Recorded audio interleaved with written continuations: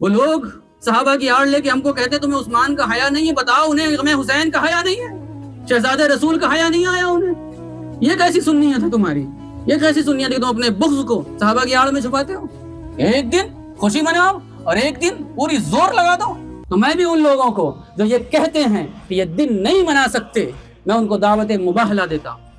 اور مباہلے کا انداز یہ ہوگا کہ ایک گڑھا کھودا جائے، اس کی گہرائی 10 فٹ ہوگی، چوڑائی 20 فٹ، لمبائی 30 فٹ، اور اس میں آگ جلائی جائے مسلسل، اور آئے وہ اپنے بیوی بچوں کو لے کر کے۔ میں بھی آتا ہوں اپنے بیوی بچوں کو لے کر کے، اگر وہ اکیلے آتے ہیں تو میں بھی اکیلے آتا ہوں، آئے اور ایک ساتھ میرے ساتھ اس علاوہ میں داخل ہوں گے۔ دوسری طرف سے جو نکل گیا، حق اور باطل کا فیصلہ اس میں ہوتا ہے۔ خدا کی عزت کی قسم کہتا ہوں، اگر میرا ایک بال بھی جل گیا تو مجھے مسلمانوں کے قبرستان میں دفن مت کر۔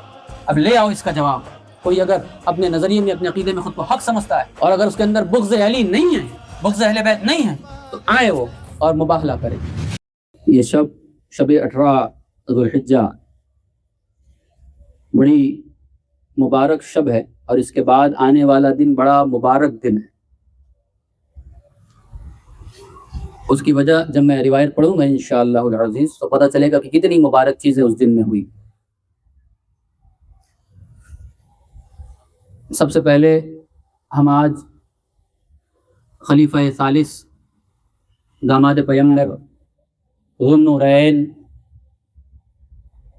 حضرت عثمان بن عفان الغنی رضی اللہ تعالی عنہ کی بارگاہ میں خراج پیش کریں گے۔ تواریخ میں بہت اختلاف ہے نا، متیقن نہیں ہے، میرے کہنے سے مت مانیے گا، جا کے پڑھیے گا، میں کتابوں کے نام دوں گا، آپ جا کے پڑھیے گا، پھر مانیے گا۔ میں یہ نہیں کہتا جو میں نے کہہ دیا مان لو، مت مانو آپ میرا کہا ہوا، کبھی مت ماننا جب تک اس کو دیکھ نہ لو وہ جو وہاں لکھا ہوا تب مان۔ اور اگر جو میں کہہ رہا ہوں وہ نہیں لکھا تو آ کر کے میرا کالر بھرے مجمع میں پکڑ لینا، ٹھیک ہے؟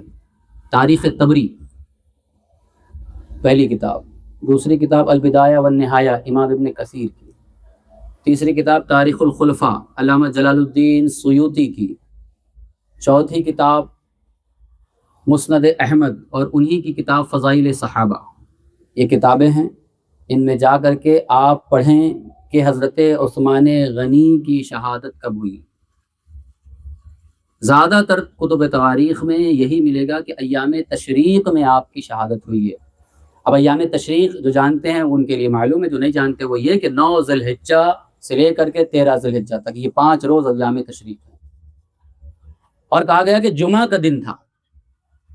اب آپ حساب لگائیے آج بیٹھ کر کے کہ 35 ہجری میں 18 ذی الحجہ کو کیا جمعہ کا دن تھا؟ تو میں نے جو حساب لگایا تو جمعرات کا دن تھا۔ اب آپ 6 دن پیچھے کر دیجئے تو جمعہ کا دن 12 ذی الحجہ کو ہے، اور یہ تاریخ کی کتابیں کہتی ہیں کہ ایام تشریق میں شہادت ہوئی ہے۔ بتائیے 12 ذی الحجہ ایام تشریق ہے کہ نہیں؟ جمعہ کے دن شہادت ہوئی ہے، ٹھیک ہے نا؟ اولاً تو یہ کہ زیادہ راجح قول یہی ہے، لیکن مان لیجیے اگر 18 ذی الحجہ کو بھی شہادت ہوئی ہے تو کیا حرج ہے؟ کیا حرج ہے؟ ہم حضرت عثمان غنی کی شان بھی بیان کریں گے، اور مولا کائنات مولا حیدر کرار کی شان بھی بیان کریں گے۔ ہم نہ اہل بیت کا دامن چھوڑیں گے، نہ صحابہ کی توہین ہونے دیں گے، نہ کسی کو کرنے دیں گے انشاءاللہ تعالی۔ ہمارا تو عقیدہ ہے۔ اب یہ بتائیے کہ اگر کوئی چیز حضور سے ثابت ہو، کوئی نیکی ہو، وہ کام اگر کوئی بد مذہب یا بد عقیدہ کرنے لگے تو کیا وہ بد مذہب کرتا ہے اس لیے وہ نیکی کرنا ہی ہم چھوڑ دیں گے؟ کیا وہ نیکی کرنا ہم چھوڑ دیں گے؟ اگر چھوڑ دیں گے آپ کے اندر یہ ہے تو ٹھیک ہے، پھر کوئی بات نہیں، پھر آپ اپنی جگہ صحیح ہے۔ میرا تو عقیدہ ہے کہ نیکی کا کام ہے تو کوئی بھی چھوڑ دے، کوئی بھی کرے، ہم تو نہیں چھوڑیں گے۔ پھر ذکر علی تو عبادت ہے، بزرگوں کا ذکر تو کار ثواب ہے، ہم یہ ذکر کیوں بند کریں؟ اچھا اب یہ بات آئے گی کہ خاص دن اسی دن کیوں کرنا ہے نا؟ اب زیادہ البدایہ والنہایہ کا حوالہ دیتے لوگ کہ یہ شیعوں نے شروع کیا، ٹھیک ہے نا؟ تو شیعوں نے شروع کیا تو ان کا طرز ہے، گستاخی کا طرز ہے۔ اس کا نتیجہ کیا ہوا؟ آپ نے اہل بیت کا ذکر چھوڑ دیا کہ شیعہ کرتے۔ آپ لوگوں نے دیکھا ہوگا 10 سال سے 20 سال سے اچھی خاصی عمر کتنا ذکر ہوتا ہے اہل بیت کا مسجدوں میں، منبروں میں۔ نتیجہ کیا ہوا؟ یہ شیعہ کرتے، کرنا بند کر دو، کرنا چھوڑ دو، کرنا نہیں ہوا۔ پھر جن لوگوں کو، جن گھروں کو اہل بیت کی محبت نصیب ہوئی، انہوں نے پڑھنا، سوشل میڈیا کا دور ہے، سننا پڑھنا شروع کیا، پھر کیا ہوا؟ وہ شیعوں کی طرف راغب ہونے لگے کہ یہ لوگ اہل بیت کا ذکر کرتے ہیں، یہ لوگ اہل بیت کو مانتے ہیں۔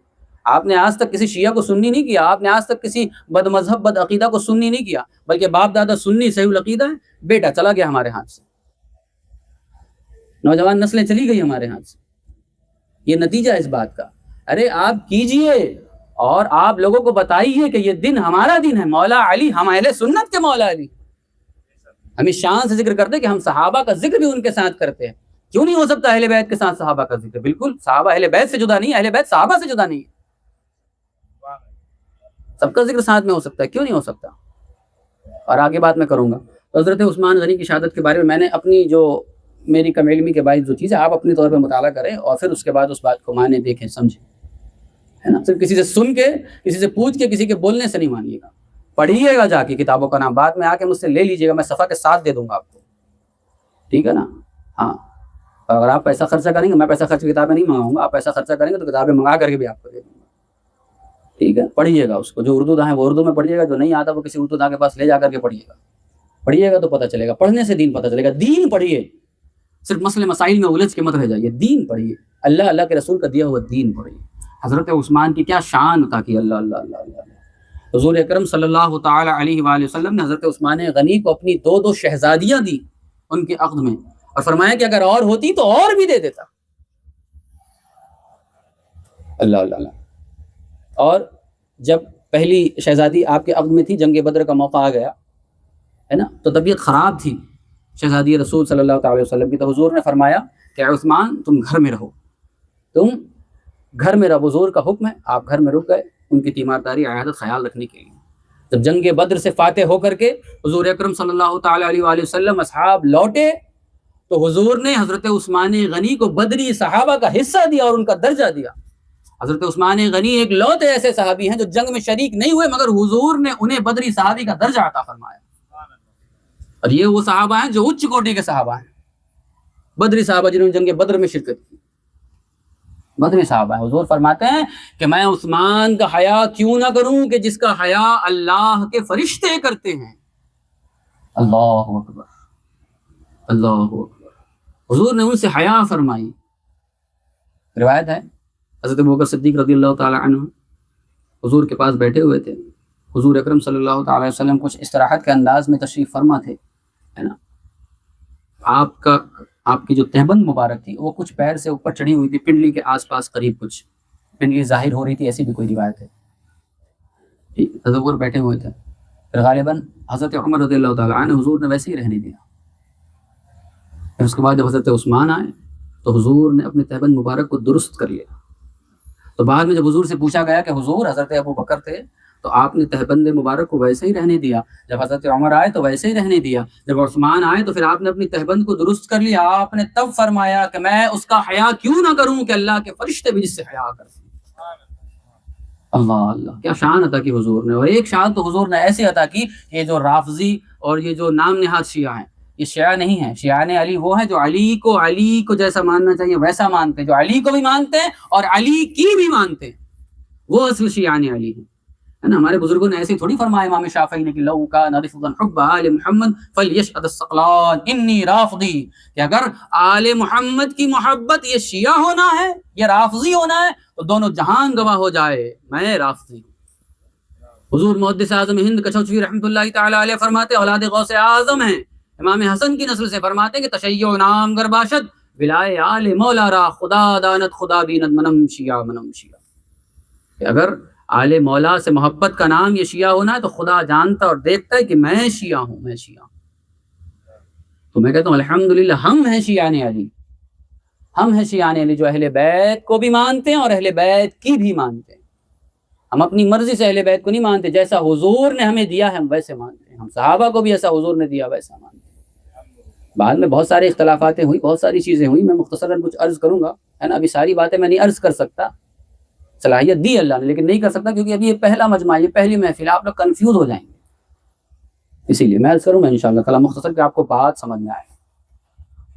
جب غزوہ تبوک کے موقع پر، ہے نا، جیش عسرہ کو، تنگی والے عسرے کو، لشکر کو مدد کی ضرورت ہوئی تو حضور نے صحابہ کرام نے پیغام پہنچا، حضرت عثمان تک بات پہنچی، حضرت عثمان کو پیغام پہنچا تو آپ نے 1000 دینار لا کر کے حضور کی گود مبارک میں رکھ دیا۔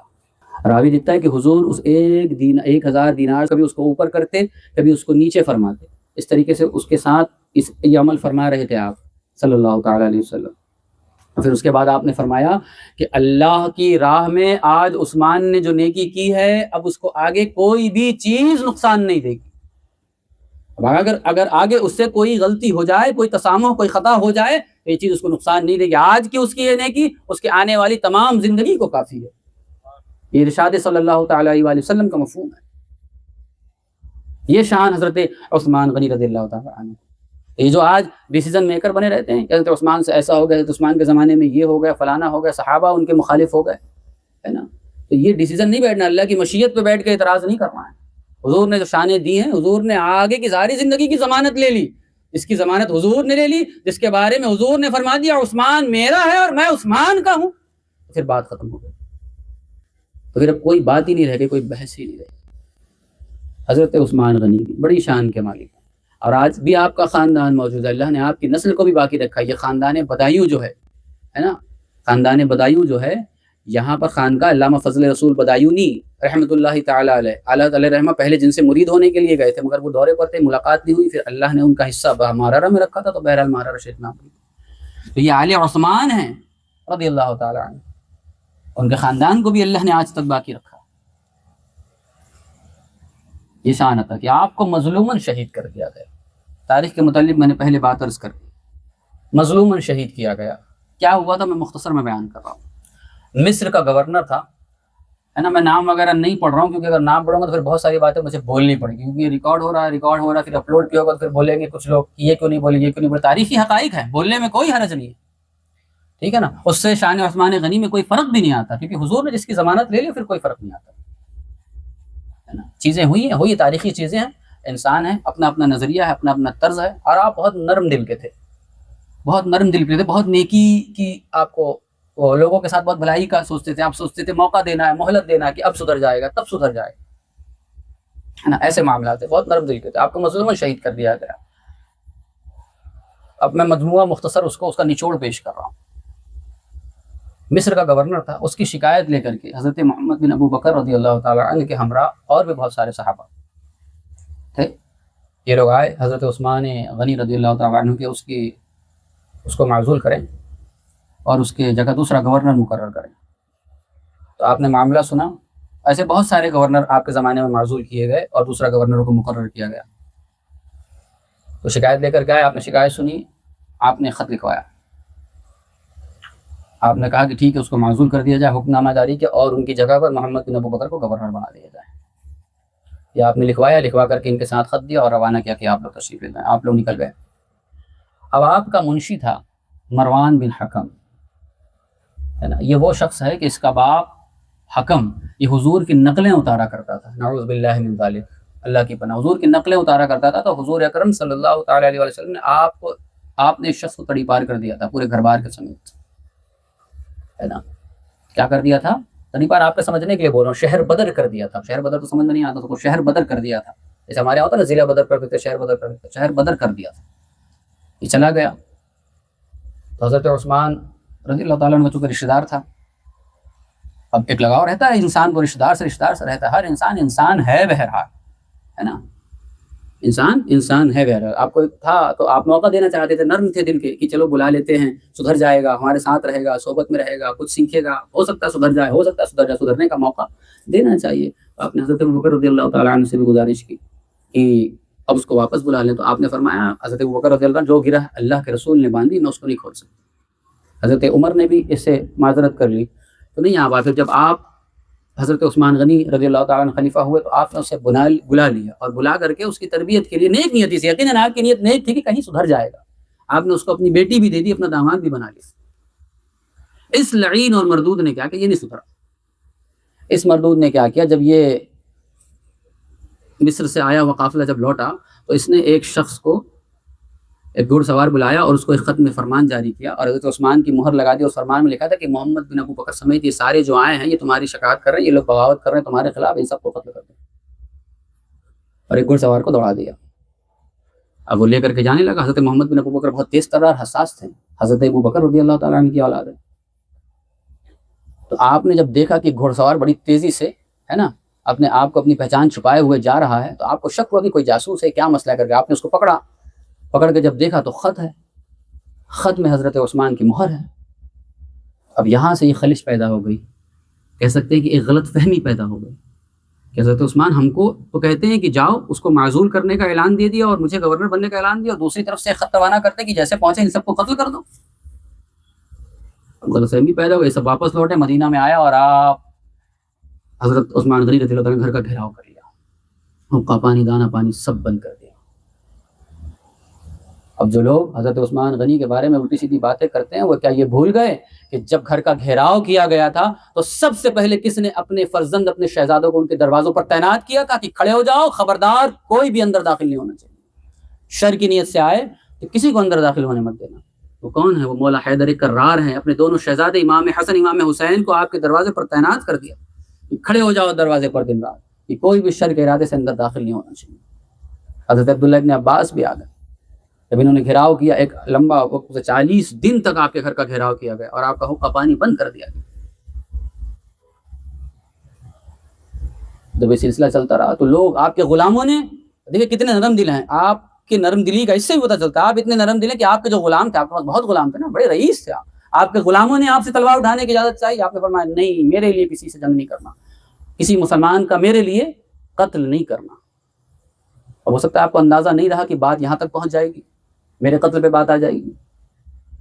آپ نے اپنے غلاموں کو منع کر دیا, بلکہ یہ فرمایا کہ جو میری بات مانے گا اور میرے لیے تلوار نہیں اٹھائے گا وہ آزاد ہو جائے گا. یہ بڑی نیکی ہے غلام آزاد کرنا, ہے نا. تو فرمایا کہ جو میری تلوار نہیں اٹھائے گا, میری بات کو مان لے گا, وہ آزاد ہو جائے گا. یہ شرط رکھی. حضرت ابو ہریرہ لکھنے پڑھنے والے شخص, کاپی قلم والے شخص, وہ بھی تلوار لے کر کے آ گئے. فرمایا نہیں, آپ نے ان کو ہی منع کر دیا. حضرت عبداللہ ابن عباس بھی موجود ہے, آپ نے ان کو ہی منع کر دیا. کہا نہیں.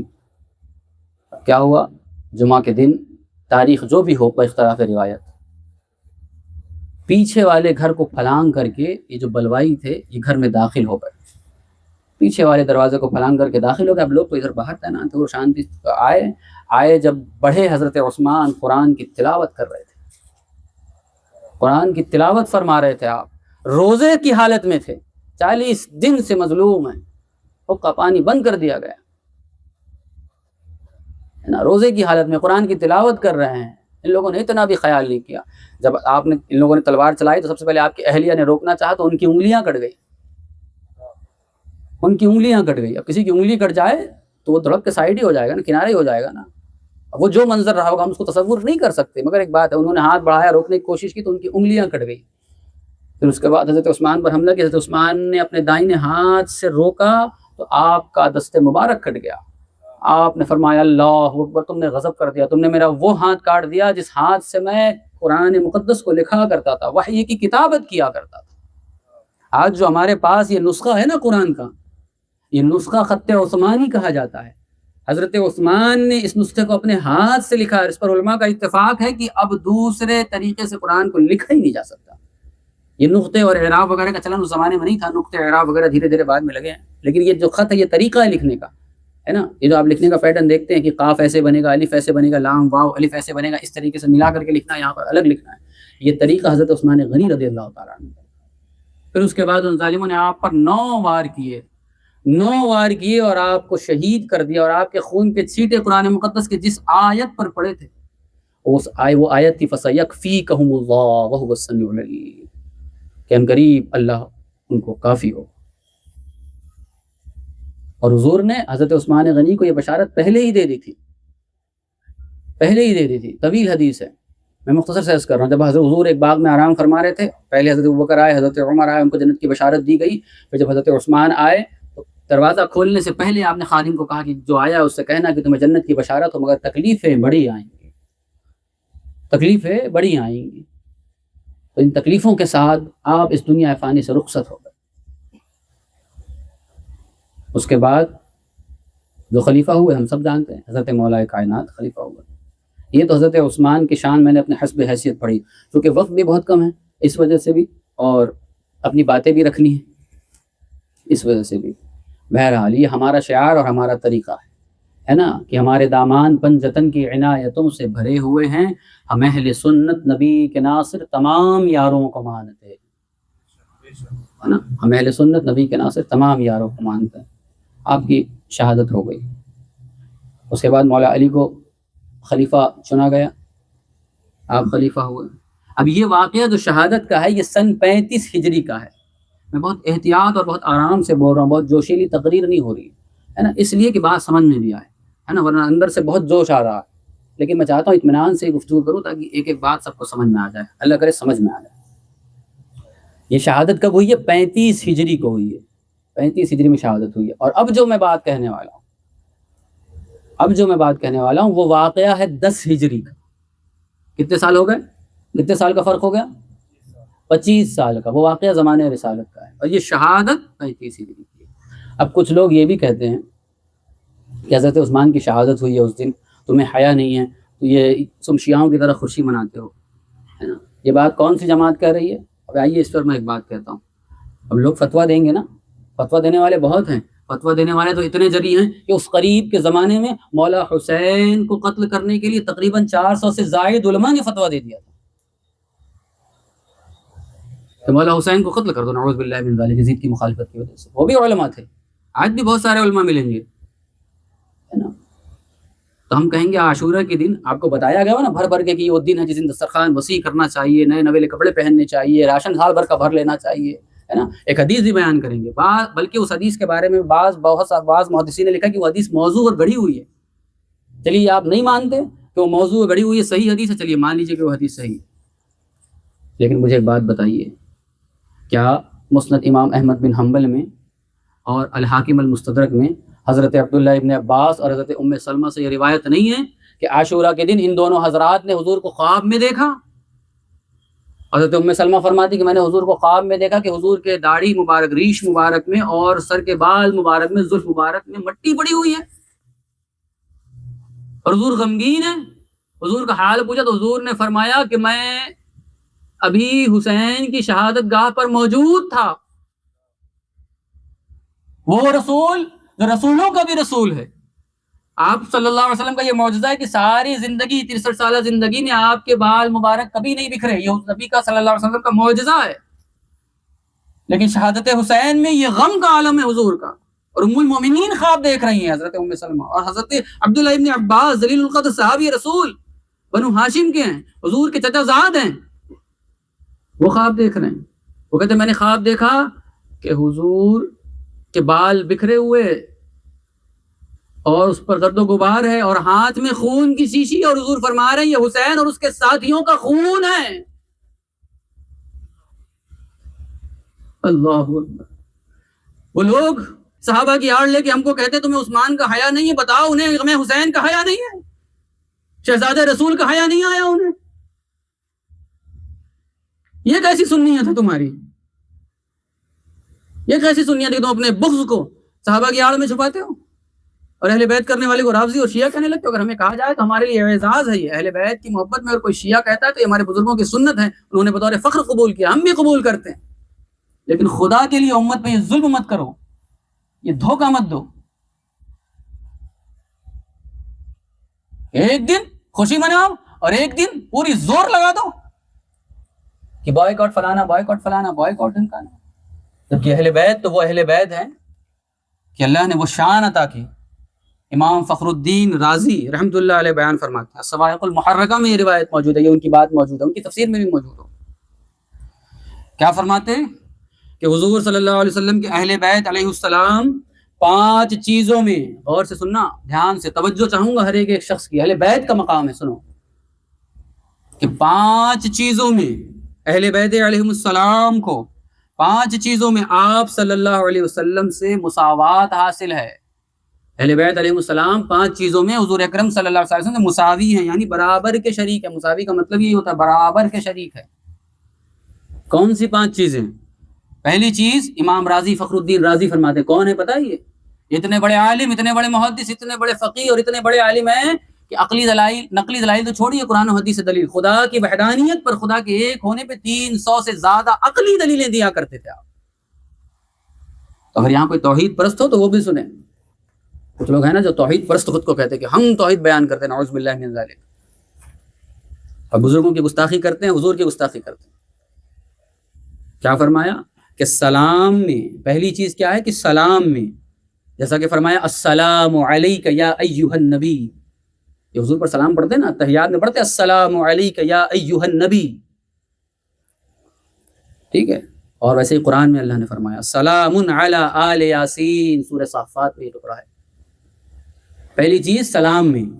دوسری چیز جو تشہد میں درود ابراہیمی پڑھتے ہیں آپ، صلوات جو پڑھتے ہیں، اللہم صلی علی سیدنا و مولانا محمد وعلی آل محمد. حضور نے ہمیں سکھایا درود پڑھنا، تو ایسے ہی سکھایا کہ درود پڑھو تو ایسے پڑھو، پورا پڑھو، اللہم صلی علی محمد وعلی آل محمد. اس کے علاوہ جو ہم نے اضافہ کیا ہے نا، غلط نہیں ہے، صحابہ پر بھی پڑھنا چاہیے، پیش کرنا چاہیے، لیکن یہ ہمارے اور بزرگوں کے علماء کے حضور کے حدیث میں یہ ثابت نہیں ہے، یہ ٹکڑے حضور حدیث میں نہیں ہیں. ہاں اس بات کو سمجھ رہے ہیں، حدیث میں صرف نبی اور آل نبی پر درود ہو. دوسری چیز. تیسری چیز طہارت میں، پاکیزگی میں، جیسے کہ اللہ تعالیٰ نے فرمایا طٰہٰ، ہے نا. امام راضی فرماتے ہیں طٰہٰ کا مطلب ہے اے طاہر، اے پاک، پاک کرنے والے، ٹھیک ہے. پھر فرمایا دوسری جگہ فرمایا وَيُطَهِّرُكُمْ تَطْهِيرًا. ابتدا میں نے یہ آیت اسی لیے تلاوت کی، اہل بیت کو اللہ نے خوب خوب پاک کیا ہے. کتنی چیزیں ہو گئی؟ 3 چیزیں ہو گئی. چوتھی چیز صدقہ میں، صدقہ کی تحریم میں، جیسا کہ حدیث مبارکہ میں حضور فرماتے ہیں ان الصدقۃ علینا حرام، کہ ہم پر اہل بیت پر، یعنی مجھ محمد صلی اللہ علیہ وسلم پر اور میری اہل بیت پر صدقہ حرام ہے. پانچویں چیز محبت اور مودت میں، ہے نا. ایک جگہ فرمایا قرآن میں فاتبعونی یحببکم اللہ، کہ میری اتباع کرو اللہ کے محبوب ہو جاؤ گے. اور پھر فرمایا قل لا اسألکم علیہ اجرا الا المودۃ فی القربى، کہ میں نے تمہارے ساتھ جو خیر کیا ہے، تمہیں جو دین دیا ہے، جو کچھ بھی بھلائی میں نے تمہارے ساتھ کی ہے، میں اس کے بدلے میں تم سے کوئی اجر نہیں چاہتا سوائے یہ کہ میری قرابت داروں سے محبت کرو. جب صحابہ اکرام نے پوچھا، سوال کیا، بہت ساری کتب حدیث میں آپ کو مل جائے گا، ریاض النظرہ میں امام رازی کی بھی کتاب میں مل جائے گا آپ کو. جب پوچھا صحابہ اکرام نے کہ وہ کون لوگ ہیں کہ جن کی محبت ہم پر فرض کر دی گئی، حضور نے فرمایا علی فاطمہ و حسن و حسین، کہ وہ علی ہے، فاطمہ ہے، حسن ہے اور حسین ہے، جن کی محبت تم پر فرض کر دی گئی.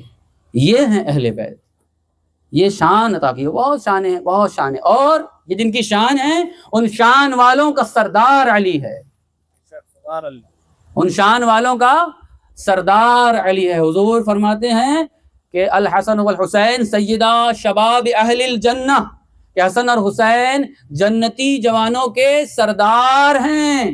ہوں گے نہیں فرمایا، ہیں، یعنی جب فرما رہے ہیں کہ 5 یا 6 سال یا 4 یا 5 سال کے حسن اور حسین ہیں، تب فرمایا یہ دونوں جنتی جوانوں کے سردار ہیں. کل قیامت میں ہوں گے، جنت میں جانے کے بعد ہوں گے نہیں، ابھی ہی یہ دونوں جنت کے جنتی جوانوں کے سردار ہیں. پھر فرمایا وَأَبُوهُمَا خَيْرٌ مِّنْهُمَا، اور ان دونوں کا باپ ان سے بہتر ہے، ان کا باپ ان سے بہتر ہے. اور یہ ضابطۂ شریعت ہے کہ الرجال قوامون علی النساء، مرد کو گھر کا سردار بنایا گیا ہے. حضرت ماں فاطمہ زہرا سلام اللہ علیہ کے شانوں کا کیا پوچھنا، اللہ اللہ، حضور کی جان ہے. لیکن حضور کی جان ہے حضرت علی کی زوجیت میں ہے، تو حضرت علی ان کے بھی سردار ہیں. آپ نے حضرت فاطمہ کو تنبیہ بھی کی کہ علی اگر کبھی کچھ کہہ دیں تو ناراض مت ہونا. ہاں، تو آپ ان کے بھی سردار، ان کا سردار ہے علی، مولا علی علیہ السلام. تو یہ شان ہے. اب آئیے وہ دن جس دن کے لیے آج کی یہ محفل منعقد کی گئی ہے نا. میں نے ایک روایت لی ہے، اس روایت میں انشاءاللہ تعالی ساری باتیں کھل کر کے سامنے آ جائیں. روایت کیا ہے؟ عن ابی ہریرہ قال من صام یوم 18 من ذی الحجۃ کتب له صیام 60 شہرا وهو يوم غدير خم لما أخذ النبي بيد علي بن أبي طالب فقال ألست ولي المؤمنين قالوا بلى يا رسول الله قال من كنت مولاه فهذا علي مولاه فقال عمر بن الخطاب بخ بخ لك يا ابن ابی طالب اصبحت مولاي ومولا كل مسلم. آگے ایک ٹکڑا بچ گیا، وہ میں بعد میں پڑھوں گا. اب پہلے حوالہ سن لیجیے. یہ روایت حضرت ابو ہریرہ سے ہے. کون کون سی کتاب میں ہے؟ خطیب بغدادی نے اپنی تاریخ بغداد میں، امام طبرانی نے المعجم الاوسط میں، امام واحدی نے اسباب النزول میں، امام رازی نے تفسیر کبیر میں، ابن عساکر نے تاریخ دمشق الکبیر میں، ابن عساکر نے تاریخ دمشق الکبیر میں یہ روایت ابو سعید خدری سے بھی لی ہے نا، صحابی رسول ابو سعید خدری، ان سے بھی یہ روایت لی ہے آپ نے. اور ابن کثیر، امام ابن کثیر نے البدایہ والنہایہ میں یہ روایت نقل فرمائی ہے. امام سیوطی نے الدر المنصور فی تفسیر المأثور میں اس روایت کو نقل فرمایا ہے. ٹھیک ہے، اب سنیے کیا مطلب ہے اس روایت کا. حضرت ابو ہریرہ رضی اللہ تعالیٰ عنہ فرماتے ہیں کہ جو شخص 18 ذی الحجہ کا روزہ رکھے گا اس کو 70 مہینے روزے رکھنے کا ثواب عطا کیا جائے. اب بتائیے کوئی خاص بات نہیں ہے اس دن میں؟ ہے کہ نہیں؟ بولیے، بولنے کا وقت ہے. کوئی خاص بات نہیں ہے اس دن میں، تو اتنا ثواب کیوں ہے اس دن؟ حضرت ابو ہریرہ کہہ رہے. حضرت ابو ہریرہ کون ہے پتہ ہے؟ اللہ اللہ، حضور نے جنہیں ذہانت دی ہے نا. یہ جھولی پھیلا کے کھڑے ہو گئے، حضور اپنی جھولی مبارک سے، اپنی گود مبارک سے نکالتے گئے، ان کی جھولی میں انڈیلتے گئے. ہاتھ خالی ہیں مگر کیا دیا ہے. آپ فرماتے کہ جب سے حضور نے میرے دامن میں اپنے ہاتھ مبارک سے، اپنی گود مبارک سے لے کر کے انڈیلا ہے، تب سے میں نے کوئی بھی چیز نہیں بھولی ہے.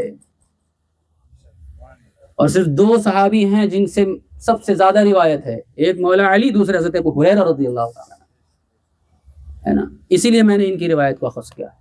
حضرت ابو ہریرہ رضی اللہ تعالیٰ کیا فرماتے ہیں کہ جس نے 18 ذی الحجہ کا روزہ رکھا اس کو 60 مہینے 60 شہرن 60 مہینے روزہ رکھنے کا ثواب ملے گا. پھر کیا فرماتے ہیں؟ وَهُوَ يَوْمُ غَدِيرِ خُمْ، اور یہ دن غدیر خم والا دن ہے. اب بتاؤ، بہت سارے لوگوں نے مجھ سے فون کر کے کہا کہ آپ کو لفظ غدیر استعمال نہیں کرنا چاہیے تھا، آپ کو لفظ غدیر استعمال نہیں کرنا چاہیے تھا، ہے نا. ایک صاحب عالم دین، ان کا فون آیا، بولے غدیر کا مطلب یہ ہوتا ہے کہ صحابہ کی گستاخی کرنا. کہاں سے لیا بھائی یہ مطلب؟ غدیر اس تالاب کو کہتے ہیں کہ جس تالاب میں بارش یا سیلاب کا پانی جمع ہوتا، اور خم اس میدان، اس وادی کا نام ہے جس میدان میں اس دن حضور نے پڑاؤ فرمایا. اب بتائیے، انہوں نے غدیر خم کا لفظ استعمال کیا تو کیا حضرت ابو ہریرہ بھی شیعہ ہو گئے؟ اگر لفظ غدیر کا لفظ استعمال کرنے سے شیعہ ہو جاتا ہے آدمی، حضرت ابو ہریرہ کے بارے میں کیا رائے بنائیں گے آپ؟ حضور نے، میں کہتا ہوں اسی لیے بات میرے ذہن میں آئی کہ اللہ کے پیارے حبیب صلی اللہ علیہ وسلم نے فرمایا کہ اے علی، تجھ سے مومن ہی محبت کرے گا، ہے نا، اور تجھ سے منافق ہی بغض رکھے گا. یعنی جو تجھ سے محبت کرتا ہے وہ مومن ہے، جو تجھ سے بغض رکھتا ہے وہ منافق ہے. اب دیکھیے، جب غدیر خم مولا علی سے نسبت پاتا ہے تو اس کے اندر بھی یہ شان حاصل ہوگا کہ اس نام سے بھی لوگوں کو چڑ ہونے لگی. مولا علی کی نسبت کی برکت غدیر خم کو بھی یوں حاصل ہوئی کہ اس نام سے لوگوں کو تکلیف ہونے لگ گئی. اللہ اکبر، یہ عجیب حیرت کی بات ہے. کیا کہو گے؟ اور یہ ایک روایت ہے، ایسی درجنوں روایتیں ہیں، سینکڑوں روایتیں ہیں. ایک روایت کا میں نے 8 حوالہ دیا ہے، ایسے سینکڑوں حوالے ہو جائیں گے. اگر روایتیں پڑھنے بیٹھوں گا تو رات گزر جائے گی صاحب، ہفتہ مہینہ کم پڑے گا. ذرا سمجھیے پھر آگے کیا فرماتے ہیں. یہ غدیر خم کا دن ہے، وَهُوَ يَوْمُ غدیر خم، یہ غدیر خم کا دن ہے. لما اخذ، کہ جب نبی کریم صلی اللہ تعالی علیہ وآلہ وسلم نے علی بن ابو طالب کا ہاتھ پکڑا، ٹھیک ہے، اور اس کے بعد ایک طویل خطبہ ہے، بہت مختلف روایتیں ہیں. حضور نے بہت ساری نصیحتیں فرمائی، بہت ساری باتیں فرمائی جو آپ کو فرمانا تھا. بہرحال اصل جو نقطہ ہے، اصل جو وہ ہے جو اس دن ہم نے لیا ہے، سب کچھ لیا حضور کا فرمان، سارا فرمان صحیح ہے، لیکن ابھی جو آج ہم نے عنوان کے طور پر لیا ہے، کیا فرمایا؟ آخر میں نصیحتیں فرمانے کے بعد فرمایا الستو ولی المؤمنین، مختلف الفاظ کے ساتھ فرمایا کہ کیا میں مؤمنین کا ولی نہیں ہوں؟ کیا میں مؤمنین کی جانوں سے زیادہ قریب نہیں ہوں ان سے؟ یہ فرمان ہے، کیا میں مؤمنین کا ان کی جانوں سے زیادہ حقدار نہیں ہوں؟ مختلف روایتوں میں یہ الفاظ آپ کو ملیں گے. تو تمام صحابہ نے بھائی اتفاق کہا، کیا کہا؟ بلا یا رسول اللہ، کیوں نہیں یا رسول اللہ، آپ ہماری جانوں کے ہم سے زیادہ حقدار ہیں. تو پھر حضور نے فرمایا سنو، من کنت مولا فہذا علی مولا، جس کا میں مولا ہوں اس کا یہ علی مولا ہے۔ اب یہ اپنے ذوق کی بات ہے کہ کوئی مولا کا ترجمہ دوست کرے، کوئی مولا کا ترجمہ محبت کرے۔ ہم تو یہ جرأت نہیں کر سکتے کہ ہم حضور کو اپنا دوست کہیں، نعوذ باللہ من ذالک۔ ہم حضور کو اپنا آقا کہتے ہیں، اپنا سردار کہتے ہیں، اپنا مالک کہتے ہیں، تو ہم حضرت علی کو بھی اپنا آقا کہتے ہیں، اپنا سردار کہتے ہیں اور اپنا مالک کہتے ہیں۔ وہ جس کی جرأت اپنے اپنے ذوق کی بات ہے نا۔ کوئی تو قسمیں کھا کر کے بول رہا ہے، اس کا مطلب صرف محبت ہی کرنا ہے نا، کہ میں بھی علی سے محبت کرتا ہوں، تم بھی علی سے محبت کرو۔ مسجد میں، منبر میں قسم اٹھا کے یہ بات کہی جا رہی ہے نا۔ اب ان کے لیے سنیے، اگر بات صرف یہی تھی کہ چند اعتراضات کا جواب دینا تھا، ہے نا، کہہ رہے ہیں کہ اگر یہ اتنی اہم بات تھی اور یہ اعلان ولایت تھا اور ایسی بات تھی ویسی بات تھی، بہت ساری چیزیں، بہت تفصیل میں نہیں جا رہا ہوں میں، ٹھیک ہے، کہیں موقع ملے گا آپ لوگ کے اندر شوق پیدا ہوگا، سب بیان کریں گے انشاءاللہ تعالیٰ۔ اس طریقے کی باتیں کرتے ہیں کہ بہت چند لوگوں نے کچھ اعتراض کیا غدیر خم میں آ کے حضرت علی کے تعلق سے، حضور نے ان کا جواب دینے کے لیے فرما دیا، ایسا کر دیا ویسا کر دیا۔ تو اتنی لمبی تفصیل فرمانے کی کیا ضرورت تھی؟ یہ فرمانے کی کیا ضرورت تھی کیا میں تمہاری جانوں کا تم سے زیادہ حقدار نہیں ہوں؟ کیا میں تمہارا مولا نہیں ہوں؟ کیا میں تمہارا آقا نہیں ہوں؟ یہ فرمانے کی کیا ضرورت تھی، ہے نا۔ اور اس کے بعد اگر صرف بات یہی ہے کہ میں علی سے محبت کرتا ہوں، تم بھی علی سے محبت کرو، تو مجھے یہ بتاؤ آگے جو حضرت ابو ہریرہ فرما رہے، فقال عمر بن خطاب، عمر بن خطاب نے کہا بختن لک یا علی، مبارک ہو اے علی، آج سے آپ میرے بھی مولا ہو گئے۔ تو کیا پہلے حضرت عمر حضرت علی سے محبت نہیں کرتے تھے؟ نعوذ باللہ من ذالک۔ کیا یہ دونوں پہلے دوست نہیں تھے؟ پتہ چلا کہ بات کچھ اور ہے، چھپایا جا رہا ہے۔ اگر صرف بات اتنی ہوتی کہ محبت کرو، تو کیا حضرت عمر کو پہلے محبت نہیں تھی؟ اور دیگر صحابہ نے حضرت عمر کو دیکھ کر کے حضرت ابوبکر صدیق بھی آئے اور بھی دیگر صحابہ کرام آئے، مبارکباد دی، تو کیا یہ لوگ حضرت علی سے پہلے محبت نہیں کرتے تھے؟ کیا یہ لوگ آپس میں دوست نہیں تھے؟ نعوذ باللہ من ذالک۔ ارے حضرت ابوبکر، حضرت عمر، حضرت عثمان کی دوستی ایسی ہے کہ یہ تینوں نے حضرت علی کو تیار کر کے حضرت فاطمہ کا ہاتھ مانگنے کے لیے بھیجا تھا حضور کی بارگاہ میں، جائیے علی۔ ہم سب کو لگتا ہے کہ حضرت فاطمہ کا نکاح حضور آپ ہی سے کریں گے، جائیے۔ تو حضرت علی کام کر رہے تھے، لباس صاف نہیں تھا، آپ نے کہا لباس نہیں تو لباس کا انتظام کیا، آپ کو تیار کر کے بھیجا۔ ایسی دوستی تھی ان لوگوں میں۔ اب کوئی یہ نہ کہنے لگے کہ نکاح غدیر کے بعد ہوا ہے، نعوذ باللہ من ذالک، ٹھیک ہے، یہ ایسی دوستی تھی ان کے درمیان۔ تو اگر بات صرف اتنی ہوتی تو اس میں مبارکبادی کی کیا بات تھی؟ اور کہتے ہیں خوشی مت مناؤ، کیوں نہ منائے؟ حضرت عمر کی سنت بھی نہ ادا کریں، صحابہ کی سنت بھی نہ ادا کریں؟ اور کہتے ہیں اگر اتنا بڑا فرمان تھا، اتنا بڑا اعلان تھا، تو حضور نے حجۃ الوداع میں کیوں نہیں فرمایا؟ حجۃ الوداع میں لاکھوں صحابہ موجود تھے، اب یہ واپسی کے وقت میں باقی سب تو لوٹ گئے، یا تو یمن کے یا تو مدینہ کے صحابہ رہ گئے۔ چلیے مان لیے کہ 2-4 ہزار صحابہ ہیں، ہے نا، بہت مختصر صحابہ ہیں، لیکن آپ قرآن بھی تو پڑھیے، صوفیہ کی تفسیر بھی تو پڑھیے، دین لیجیے نا بزرگوں سے۔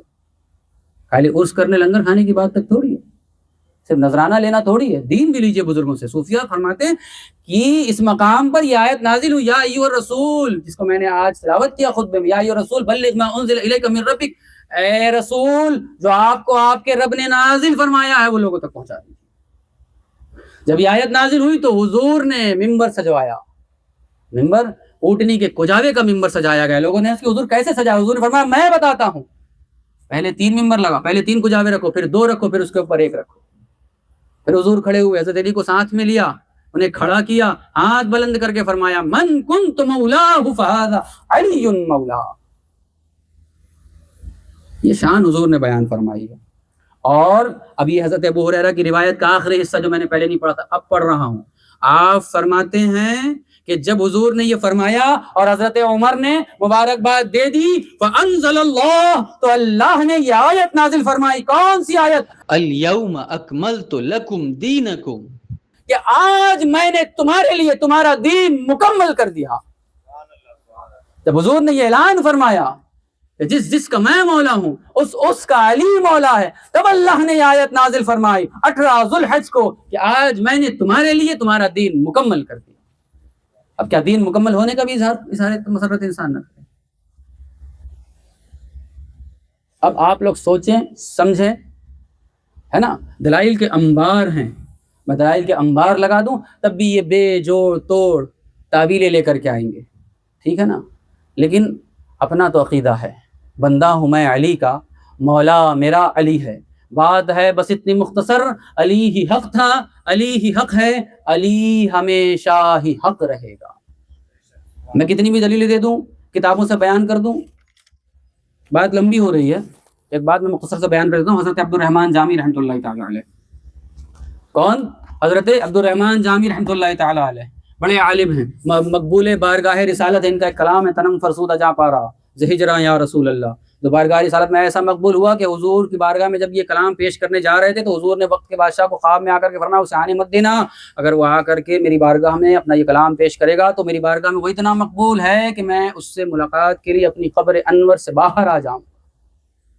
اب عقیدے والے لوگ بیٹھے، اس لیے عقیدے اور اس کی بات بیان کرو، ایسا مقبول۔ انہوں نے کتاب لکھی 12 امام، اس کتاب میں یہ روایت نقل کرتے ہیں کہ ایک مرتبہ مولائے کائنات تشریف فرما تھے، چند صحابہ اور لوگ موجود تھے، تو آپ نے محفل میں لوگوں کو قسم دے کر کے فرمایا کہ تمہیں قسم ہے کہ جس نے حضور سے یہ فرمان سنا ہو من کنت مولا ہو فہذا علی مولا، وہ اس بات کی شہادت دے۔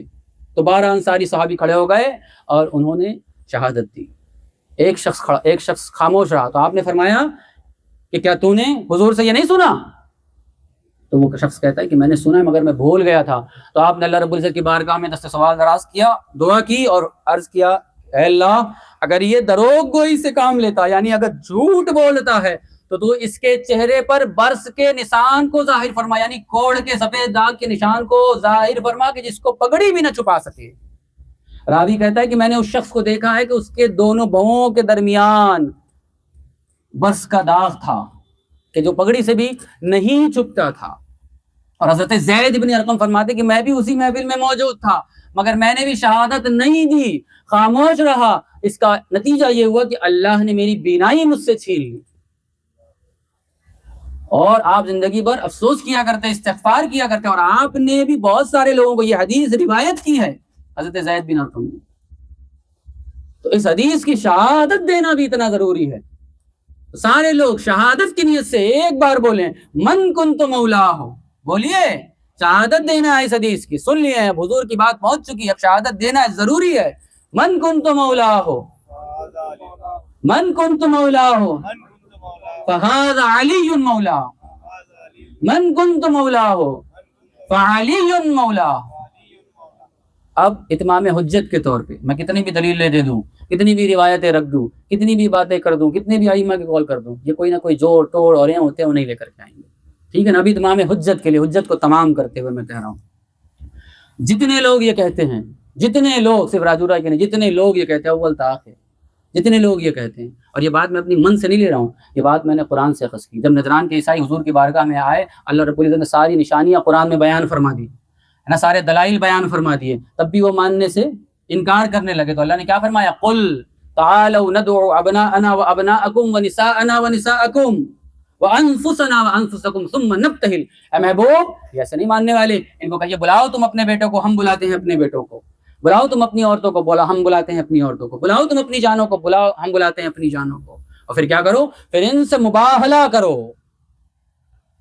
تو میں بھی ان لوگوں کو جو یہ کہتے ہیں کہ یہ دن نہیں منا سکتے، میں ان کو دعوت مباہلہ دیتا ہوں، اور مباہلے کا انداز یہ ہوگا کہ ایک گڑھا کھودا جائے جس کی گہرائی 10 فٹ ہوگی، چوڑائی 20 فٹ، لمبائی 30 فٹ، اور اس میں آگ جلائی جائے مسلسل، اور آئے وہ اپنے بیوی بچوں کو لے کر کے، میں بھی آتا ہوں اپنے بیوی بچوں کو لے کر کے، اگر وہ اکیلے آتے ہیں تو میں بھی اکیلے آتا ہوں، آئے اور ایک ساتھ میرے ساتھ اس علاوہ میں داخل ہوں گے، دوسری طرف سے جو نکل گیا حق اور باطل کا فیصلہ ایسے ہو جائے گا۔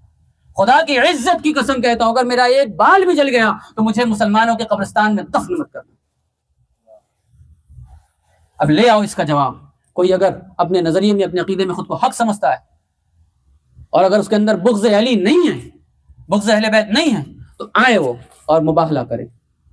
اگر خاموش رہوں میں تو ہی سب کچھ ہے، جو کچھ کہا تو تیرا حسن ہو گیا محدود، وآخر دعوانا ان الحمد للہ رب العالمین۔